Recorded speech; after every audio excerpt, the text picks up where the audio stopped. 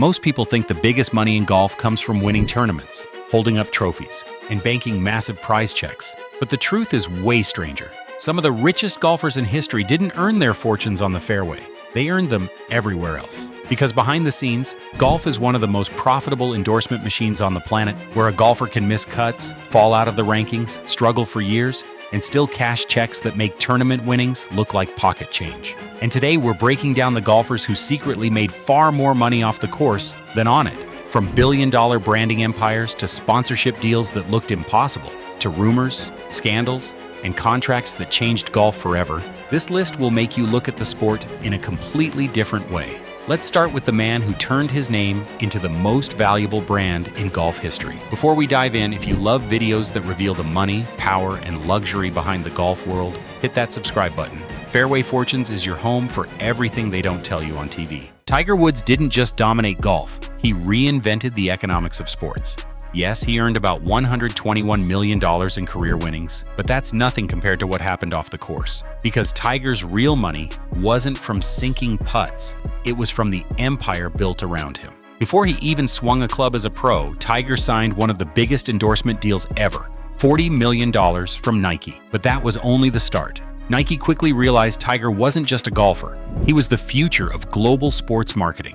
So they doubled down, renewing his deal for an estimated $100 million and turning him into the face of their entire golf division. Then came Gatorade with the Tiger-focused drink worth tens of millions. EA Sports launched the Tiger Woods PGA Tour games, which ran for 16 years and moved over 30 million copies. Rolex, Bridgestone, TaylorMade, all poured millions into keeping Tiger's name attached to their brands. Even during years of injuries, surgeries, and limited tournament play, Tiger still earned $50 to $70 million annually just from endorsements. And despite the massive fallouts from the 2009 scandal, when multiple sponsors dropped him, nearly all those brands eventually renewed. Why? Because Tiger wasn't a golfer anymore. He was an industry. Then came his business ventures, TGR Ventures, golf courses, real estate, restaurants, and the explosion of PopStroke, the luxury putting experience chain that's now expanding nationwide. And recently, he co-founded TMRW Sports with Rory McIlroy, a tech-driven sports group backed by some of the biggest names in entertainment. Tiger didn't just win tournaments, he won the business of golf. But what if I told you Tiger wasn't the first golfer to discover this gold mine? Decades before Tiger was even born, Arnold Palmer built the blueprint for every modern sports superstar. Palmer earned only $3.6 million during his playing career. Shocking when you consider he became one of the first athletes in any sport to make over $1 billion. How? By turning himself into a one-man brand. Arnold Palmer Enterprises was a machine. He licensed his name to clothing lines, business ventures, golf courses, and products that reached global markets long before social media existed. He signed deals with everyone, from airlines to watch companies, and essentially created the celebrity-athlete endorsement model that dominates sports today. And of course, there's the drink. The Arnold Palmer half tea, half lemonade wasn't just a beverage, it was a worldwide phenomenon that transformed him from golfer to household name. The royalties alone were worth millions. Palmer mastered something few athletes ever understand. You don't have to be the best forever, you just need to be memorable. But if Palmer was the pioneer, another golfer took that model and turned it into a global empire, without even winning as much. Greg Norman won around $14 million on the course. Not bad, but nowhere near his total career wealth of over $400 million. That came from something else entirely: business. The Shark turned his reputation into a global company. The Greg Norman collection, his clothing brand, exploded into stores across the world. His wine label became a bestseller. His course design business, real estate ventures, hospitality companies, and Shark Enterprises turned Norman into one of the wealthiest athletes in history. But the most controversial move came when he became the CEO and public face of LIV Golf. Reports say Norman earns between $50 million and $100 million a year for the job, more than he made in decades on the PGA Tour. And with LIV's funding sparking endless debates, criticism, and tension between players, Norman became one of the most polarizing figures in golf. Whether people loved him or hated him, they were talking about him. And that only made his brand stronger. But as big as the Sharks' empire is, few golfers turned endorsement money into an entire personal saga the way this next player did. Phil Mickelson earned roughly $100 million in prize money, but his off-course earnings? Nearly $900 million. and the gap keeps widening. Phil became a marketing dream early in his career. He signed huge deals with Callaway, Rolex, Amgen, KPMG, and Workday. He became the face of ads across sports networks, airports, and commercials that ran during almost every major tournament. But Phil's off-course world wasn't always smooth. In 2022, after comments about the PGA and Saudi Arabia surfaced, KPMG, Amgen, and Workday all cut ties with him, one of the biggest sponsor losses in golf history. The controversy dominated headlines for months. Then came the rumors. Social media buzzed with speculation about Phil's spending habits, stories that became viral, whether true or not.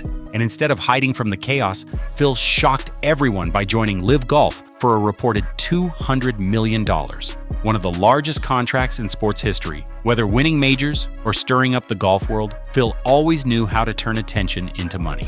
But he wasn't the only golfer whose off-course empire overshadowed his trophies. If you're enjoying this breakdown, do us a favor. Tap that like button.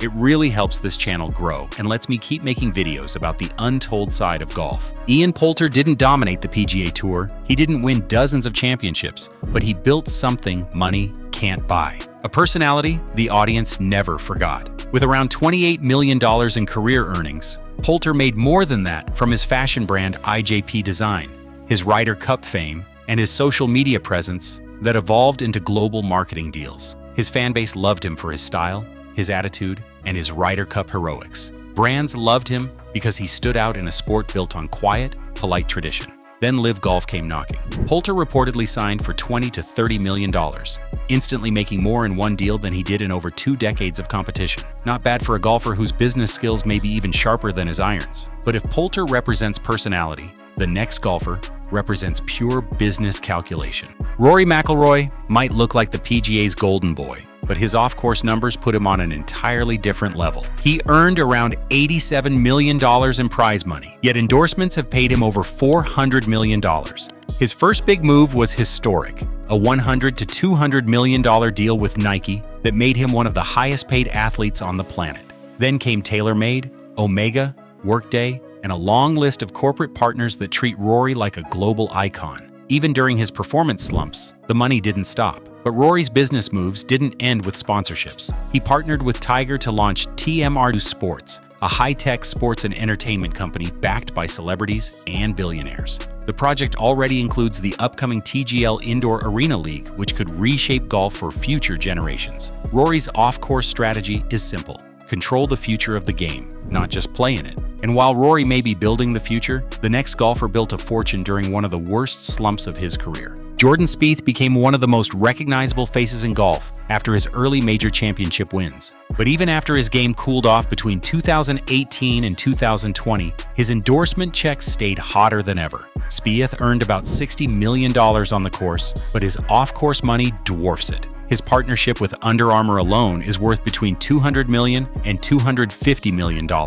making him one of the highest-paid brand athletes on the planet. Then there are the deals with AT&T, Rolex, Titleist, and Superstroke. Even when Spieth wasn't winning, he appeared in commercials, global campaigns, and brand launches. His clean-cut reputation became a marketer's dream, and behind the scenes, Spieth started expanding into business partnerships with Highland, Whoop, and other tech investment ventures that positioned him as more than a golfer. He became a corporate asset. But even Spieth's monster contracts look small compared to what came next, because a quiet, reserved golfer from Japan turned one tournament into one of the richest endorsement runs in modern sports. Hideki Matsuyama earned about $45 million in tour earnings, but that number is tiny compared to what happens in Japan the moment he touches a golf club. Matsuyama has endorsement deals with Lexus, Decente, Oakley, ANA Airlines, and more, bringing in an estimated $20 to $25 million every single year. Before he ever became a Masters champion, Hideki was already one of Japan's most marketable athletes. But when he did win the Masters in 2021, his endorsement power skyrocketed. Japanese companies entered bidding wars to lock in deals. His appearance fees, sponsorship value, and international recognition exploded overnight. Reports circulated that his next few years of endorsements could reach $100 million or more, simply because he became the first Japanese man to win a major championship. Hideki became proof that golf isn't just an American or European sport. It's a global business, and its biggest fortunes can come from anywhere. But one golfer proves that you don't need constant wins, massive hype, or global fame to build a long-term endorsement empire. Fred Couples earned around $22 million in prize money. Solid, but nowhere near the top of PGA history. Yet off the course, Couples earned tens of millions through partnerships with Ashworth, Bridgestone, Lexus, and multiple golf companies that saw him as timeless, reliable, and relatable. Even after back problems limited his career, endorsements kept flowing. He wasn't flashy, he wasn't controversial, he wasn't chasing headlines, he was simply Fred Couples, a golfer people trusted, and in the world of marketing, trust is worth a fortune. His involvement in course design, partnerships, and brand deals proved that even a laid-back personality can turn into a money-making machine. What these golfers all prove is simple. In golf, the real money isn't always earned between the ropes. Winning helps, but building a brand, that's where fortunes are made. Tiger built an empire. Palmer created the industry. Norman turned controversy into cash. Mickelson turned attention, good or bad, into massive paydays. Poulter, Rory, Spieth, Hideki, Couples, each found their own way to turn golf into something bigger than a sport. And today's new generation knows it. The future billionaires aren't just the best ball strikers. They're the smartest business minds. Players like Colin Morikawa, Max Homa, Bryson DeChambeau, and even rising stars on both the PGA and LIV know that their real net worth will be built long after the final putt drops. So the real question now is, who becomes the next golfer to turn their name into a global empire? Because one thing is clear, on the PGA Tour and beyond, the richest stories happen when no one is looking at the scoreboard. If you want more videos about the money behind golf, check out the next one right here. And if you haven't already, subscribe to Fairway Fortunes, because the next story might just change the way you see the entire sport.